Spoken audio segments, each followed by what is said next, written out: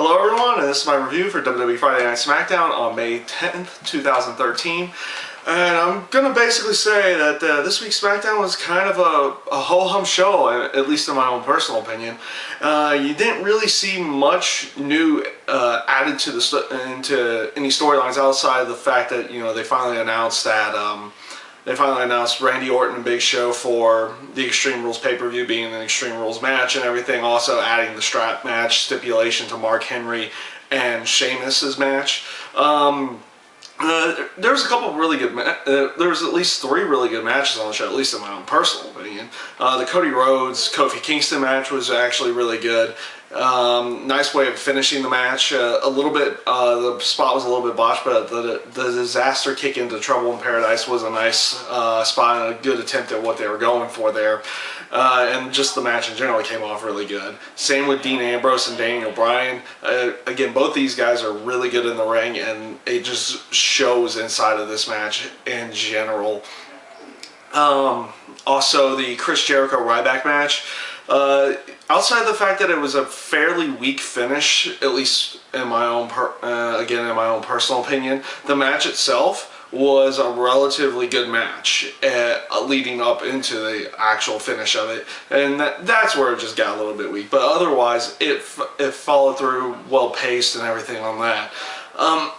Matches with Tensai and Big Show, you know, squash match in general, and you know, they're not really adding much with the Big Show Randy Orton feud. It's basically them attacking each other from behind the entire time, and all in all, really didn't add anything to the actual feud. One other area that I did actually like was the Mark Henry pulling the 2 tractor trailers. It just goes to show how strong he is. I know WWE was saying it was a world record of some kind. I'm not sure if that's the actual truth. They've been known to fabricate that, but just pulling 2 tractor trailers at one time just goes to show how strong he is. And with the fact that they were riding off Sheamus for the show with the strap beat down from the Monday Night Raw before, just they needed to do something to show, like, either how strong Mark Henry was. You know, he'll be able to just drag Sheamus like a rag doll from corner to corner anyway. So it was a nice little touch that they put there, and it was a fairly decent segment, at least. Again, in my own personal opinion on that, it was a fairly decent segment. The Chris Jericho Ryback highlight reel, honestly, was kind of just okay. Over the last few weeks with the promos with Jericho, they haven't really come off all that strong, where he usually is extremely strong on the promos as well as his ring work. And I guess it was just maybe working with Ryback in general. Ryback's okay on the mic, but he's nothing special by any stretch of the imagination. The only aspect that I really thought was any good to it was after the match was made for Jericho and Ryback. The sucker punch, the nice little heel tactic touch that they put in for Ryback in there, I thought was probably the best portion of that, just because it going to show how much more of a heel he's becoming week in, week out, and they were actually, and they've been doing a really good job with that. The only true adding of any kind of storyline in there, well, they did. No, sorry, I'm losing a little track of my mind. I wanted to go into the Dolph Ziggler, Jack Swagger, Alberto Del Rio feud. The only thing about that was pretty much like Monday, with the exception that they put Del Rio in Swagger's place this time around.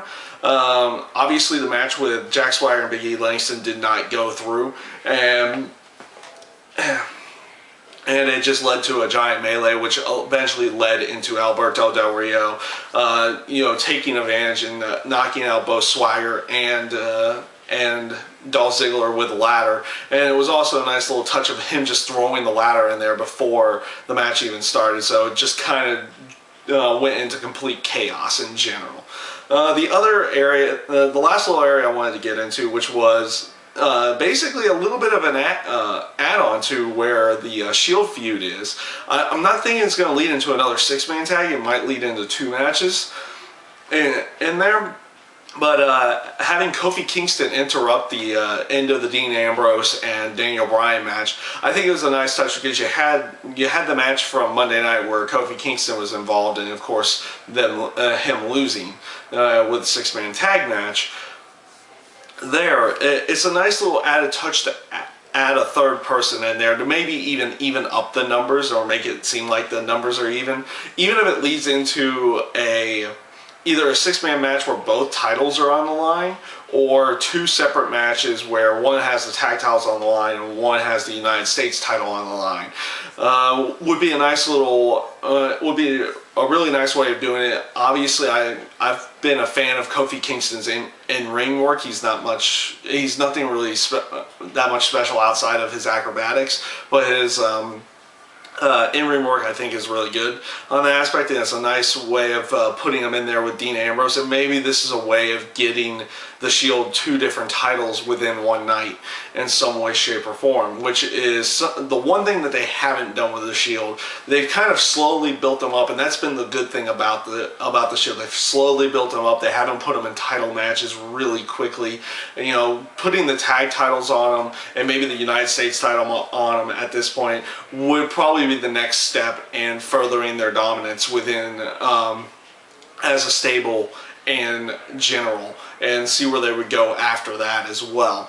So all in all, I felt that this week, you know, SmackDown has some good points to it, but I felt this week's SmackDown was very ho-hum. They didn't really add anything to any of the coexisting storylines that were there, and with the exception of Kofi Kingston interjecting himself into the Shield mess.